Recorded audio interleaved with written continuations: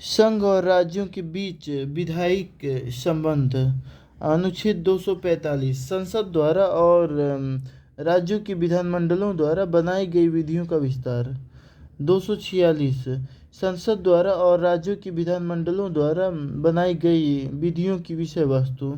246 का वस्तु और सेवा कर के संबंध में विशेष प्रावधान। 247 कुछ अतिरिक्त न्यायालयों की स्थापना का उपबंध करने की संसद की शक्ति।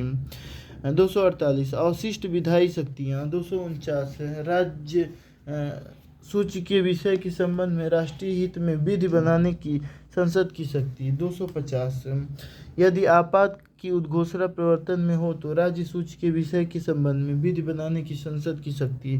251 संसद द्वारा अनुच्छेद 249 और अनुच्छेद 250 के अधीन बनाई गई विधियां और राज्यों के विधानमंडलों द्वारा बनाई गई विधियों में असंगति। अनुच्छेद 252 दो या अधिक राज्यों के लिए उनकी सहमति से विधि बनाने की शक्ति संसद की शक्ति और ऐसे विधि का किसी अन्य राज्य द्वारा अंगीकार किया जाना।